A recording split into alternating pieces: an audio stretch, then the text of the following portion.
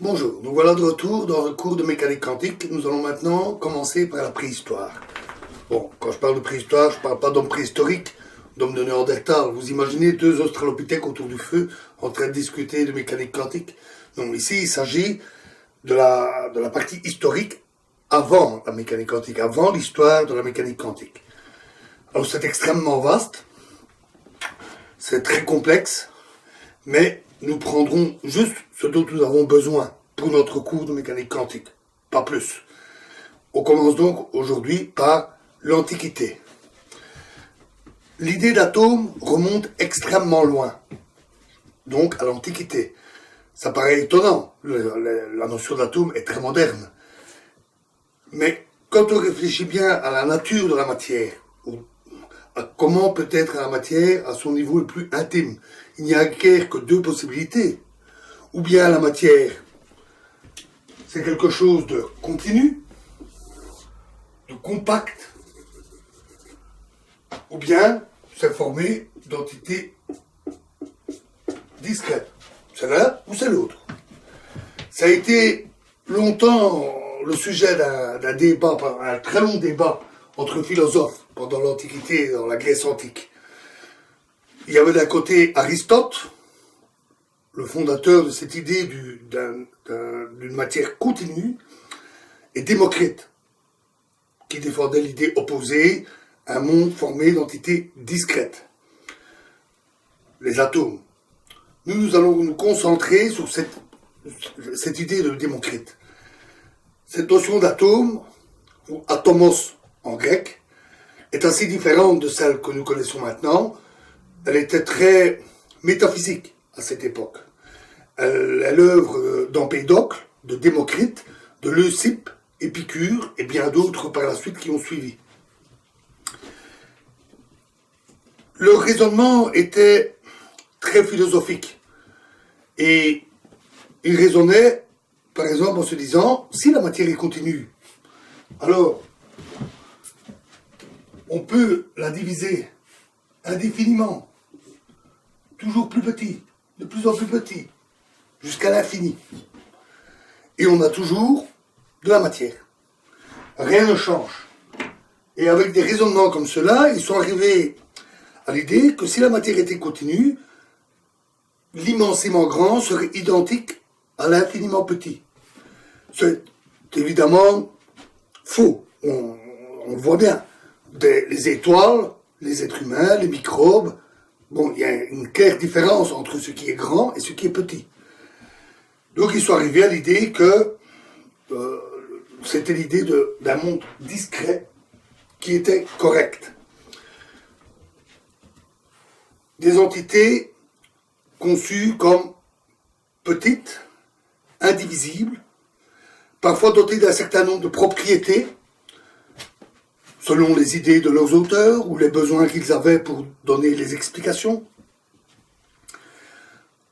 En général, tous ces raisonnements étaient très philosophiques, pas du tout basés sur l'expérience. Et on était à l'époque très loin de la science moderne, dite expérimentale, basée sur l'expérience et ses résultats.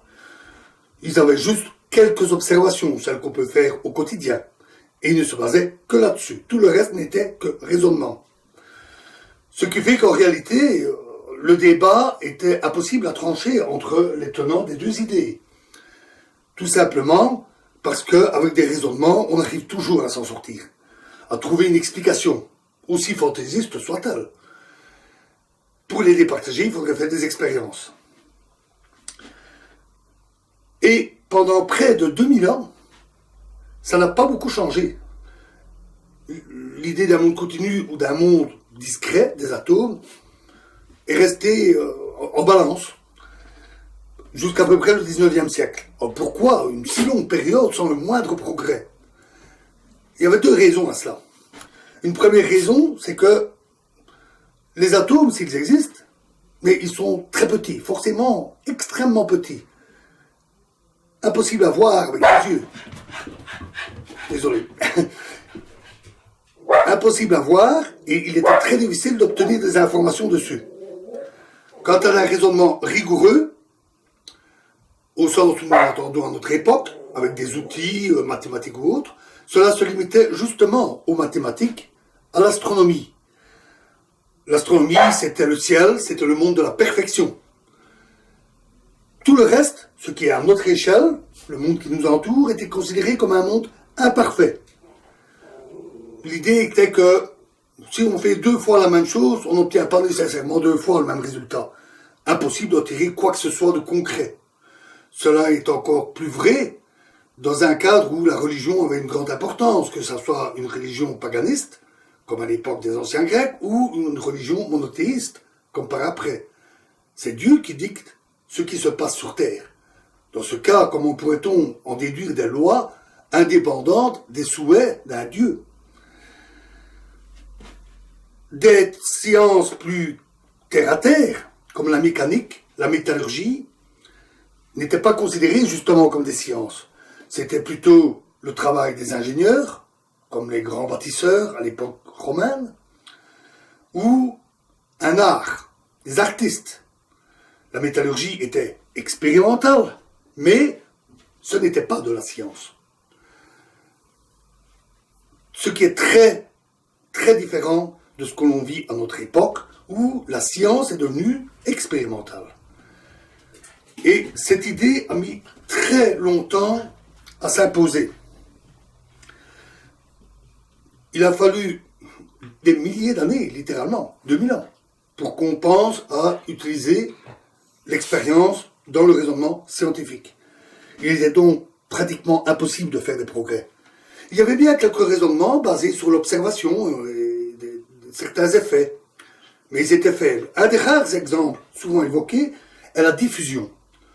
La fumée, un feu qui se disperse dans l'air, une goutte d'encre qui se disperse et se mélange totalement à un verre d'eau, ou un parfum qui se répand dans l'air. Le cas du parfum est même particulièrement frappant. Vous êtes dans une pièce, immobile. Une jeune femme rentre doucement dans cette pièce et vous sentez son parfum. Vous le sentez immédiatement. L'air est immobile ou peu s'en faut. Et pourtant, dans la seconde, le parfum arrive à vos narines. Avec les atomes, on peut aisément l'imaginer. On peut imaginer que les atomes bougent, remuent à petite échelle, bien qu'il n'y ait pas de mouvement d'ensemble. Il n'y a pas de vent dans la pièce. Mais à l'échelle infinitésimale, ils remuent. Et les atomes de parfum se frayent au hasard un chemin dans cette foule, en remuant très vite et en arrivant un peu partout très rapidement. Avec un monde compact, continu, c'est beaucoup plus difficile à imaginer. Comment les effluves de parfum parviennent-elles à pénétrer ce terre qui serait compact sans la moindre faille, par des mélanges complexes qui seraient imperceptibles? Il faut des contorsions de l'esprit absolument difficiles pour arriver à la conclusion que le parfum arrive à nos narines. Malgré ça, bon, ça ne reste que des raisonnements assez approximatifs, et non à confronter à l'expérience. Et donc, pendant très longtemps, on en est resté à ce stade-là, et donc nous en resterons là aussi aujourd'hui. Merci.